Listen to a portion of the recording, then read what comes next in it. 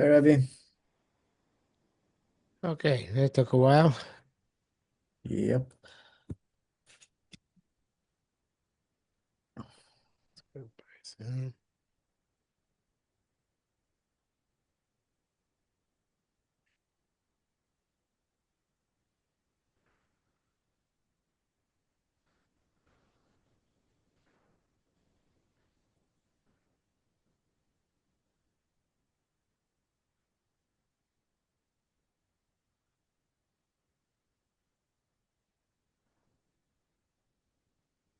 Okay, so we said that uh, really starting a new mitzvah here.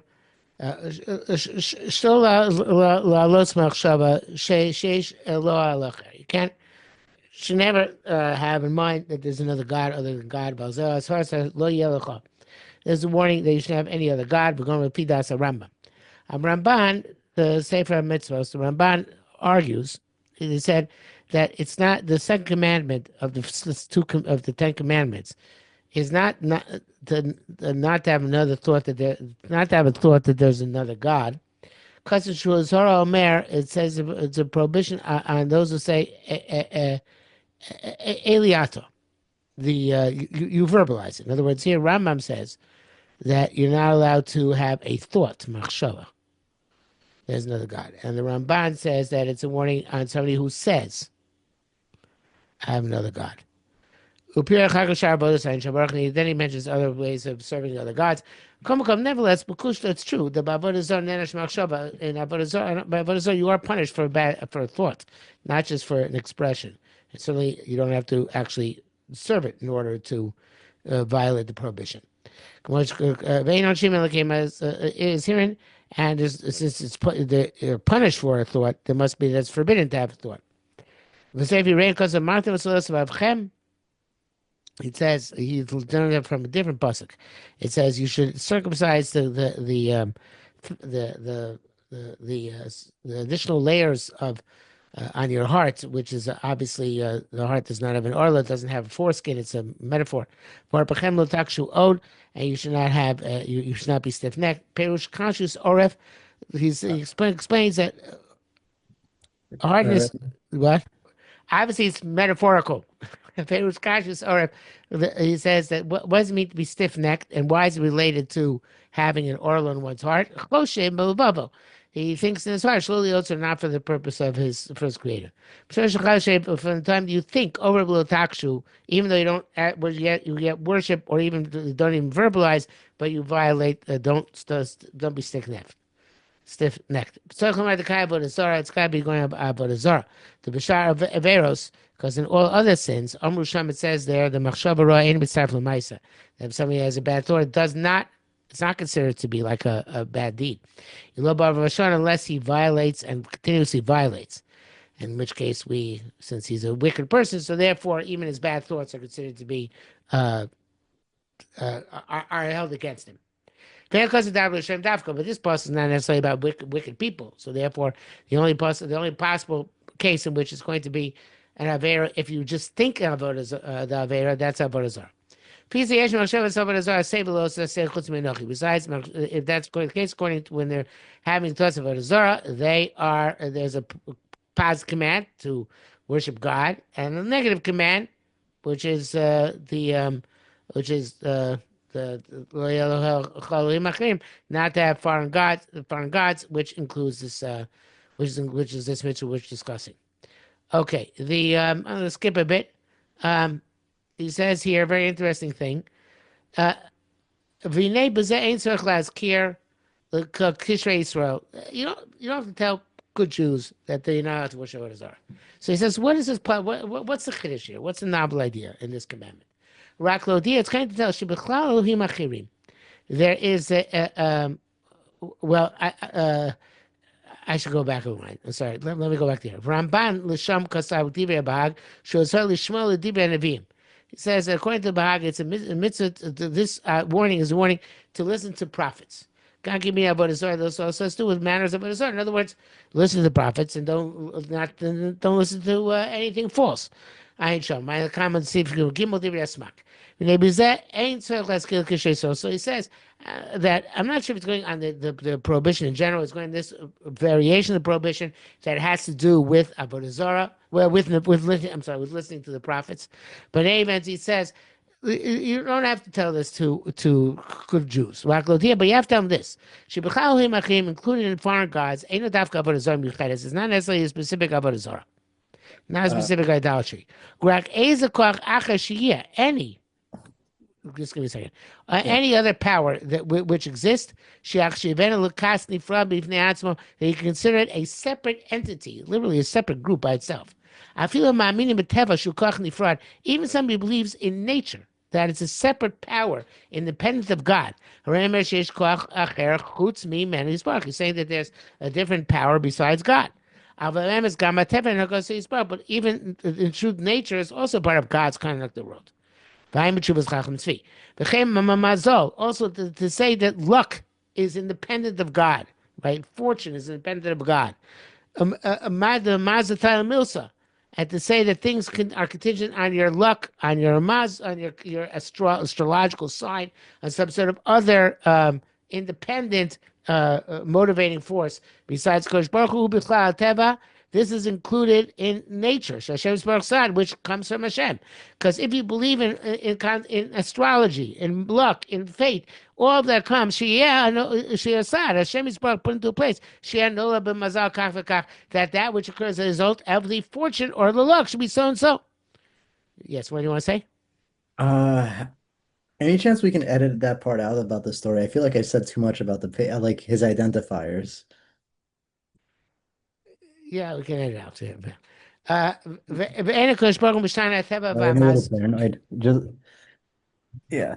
Okay. ואין הקדוש ברוך הוא משנה הטבע והמזל. Hashem does not change nature or fate or fortune. אלא צורך, unless there's a need. V'ayidei tefillah zchus. But unless there's a person that davens, a person of special merit. And he says here, and even that's only for Jews. Most all nations of the world shem tachas amazel, which are underneath astrological signs. Hashem does not change things for them, based on what he said ahead of time.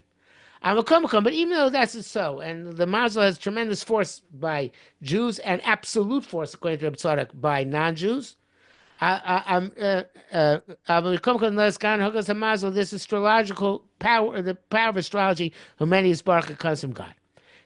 So to witchcraft and sorcery. They can contradict the heavenly host. They can actually contradict things which are decreed by heaven. They're also powers of nature. It happens to be that's a very weird part of nature. But that says, Tzadok, a very big chiddush, is that this is, according to a Kabbalistic perspective, is part of the nature of the world. That these things can change that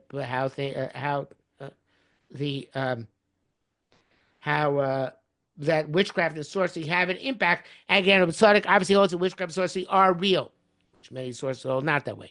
But it is real, and it can contradict divine decrees, and it's also part of the kochas hateva. Hashem Yisbarach. Hashem instilled that share koch pupulos, that there should be capacity for these activities. L'shanas hateva, to change nature. They also pulos by those activities. What are you talking about? Says sorry, but Hashem forbade these things. So if Hashem forbids them, why would they be effective? And if they're effective, why does Hashem forbid them? Well, if Hashem created witchcraft and sorcery, what's the point?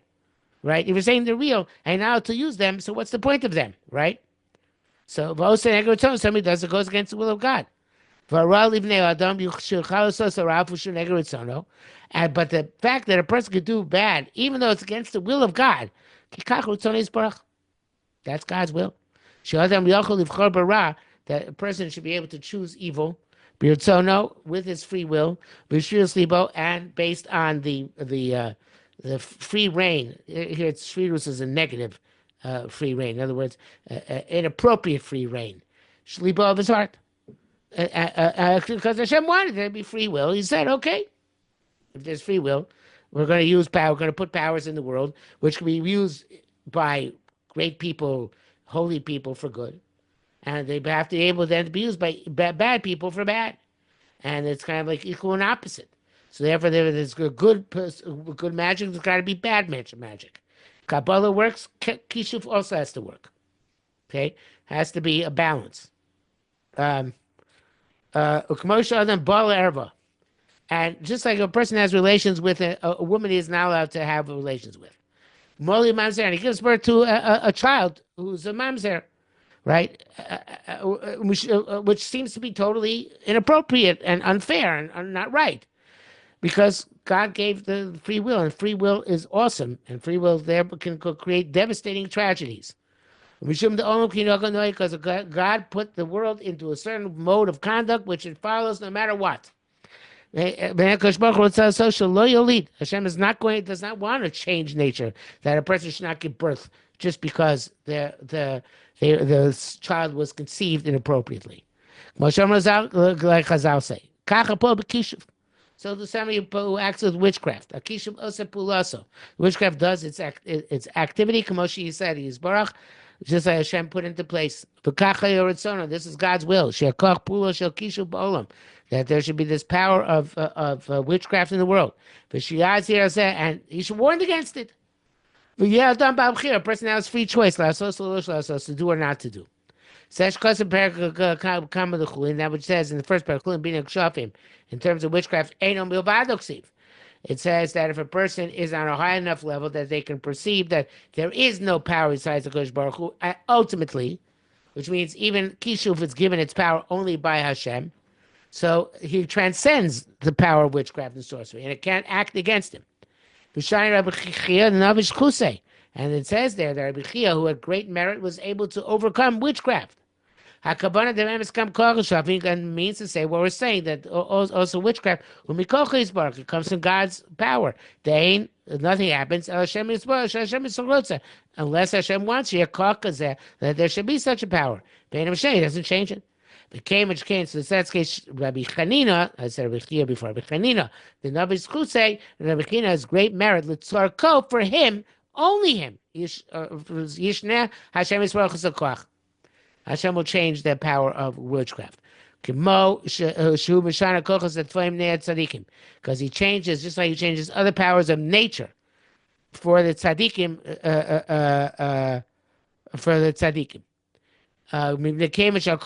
because everything comes from Hashem's power.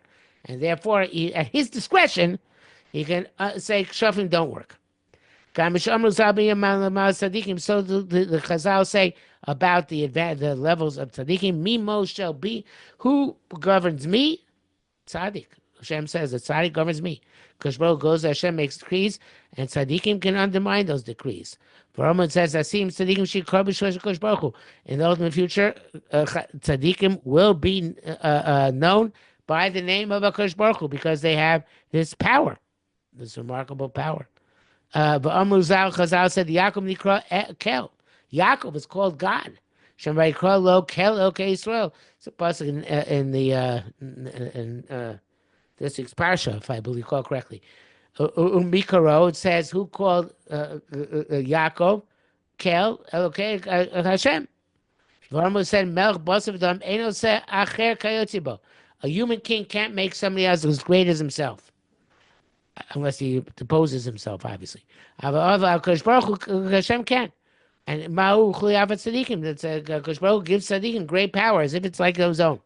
From the saying, Melch Melachto, who's with the king in his work? Those are the Neshamas Tzadikim. Shem Nimlach Kosh Baruch B'Yisrael, who Kosh Baruch Hu took counsel with when he created the world. For he said, God Kodesh Nabim, greatest power prophets, Shemedai Mitzvah Yitzra, who make the thing which is formed, the Navi, similar to the Creator. So, and it's very similar, many similar statements. So, I have to tell you, person should not make the mistake like Shov Shihu Koch Nifnatzmo. That what we're saying here is that Tzaddik is a Koch unto himself. That's, and to say Tzaddik is a power unto himself is absolute, but like anybody worships a human being. But the person has to know that there's nobody besides the Kodesh Baruch Hu. And even the tzaddikim, they get the power from Hashem Yisbarach. Hashem Yitzbarach says, Hashem wants those people who are fear him, yearn for his kindness. Those who are him, and he does their will. And he gives them great significance. Don't have to spend a long time in this. To know there's no power besides Hashem, which is going to be very difficult later on when we get into the issue of, okay, so Kabbalah seems to give koyach to lots of things other than Kodesh Baruch Hu. So obviously you have to know when learning Kabbalah that despite the fact there are many things which have very, very awesome power, including names of malachim and names of demons and other things which Kabbalists use, it's not really beyond the Kodesh Baruch Hu.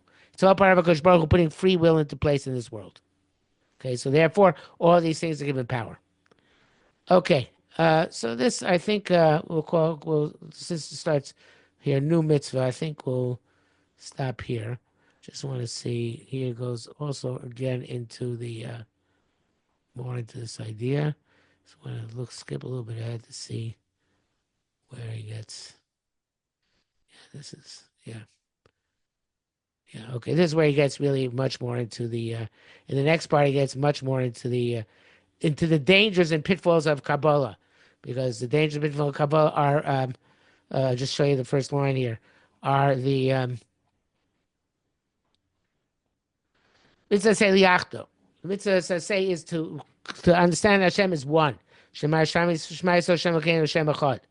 L'pir Shmiya it says Shema, you hear this. Shema Yisrael, Zu Avan, it's understanding. But because the Chovas Shayichud. She'en yotzei yidei chabasa b'dvara b'varam b'piv. It's not enough to say in your verbally. And when it's Shayichud, that you believe in the oneness of Hashem, b'lbava enum yachda ebemes. And in the and in your heart, you're not going to consider him one. So therefore, the Mekubalim has a lot of problems with this, as the Tzadok's going to say, because the Mekubalim seem to believe in multiple aspects of Hashem, not multiple gods, but multiple aspects of Hashem, and that's the problem with the Spheros, because the Spheros seem to represent multiple aspects of Hashem. How does that work with the idea of God's unity? Okay, if God is unified, how can you divide up the Spheros and say that this sphere is active here, that sphere is active there? But I'm tired. We'll get into it next time we learn. Good. Okay. All right. Okay, I'll erase it. Have a good night. Thank you, Rebbe. Have a great night. Have a great week.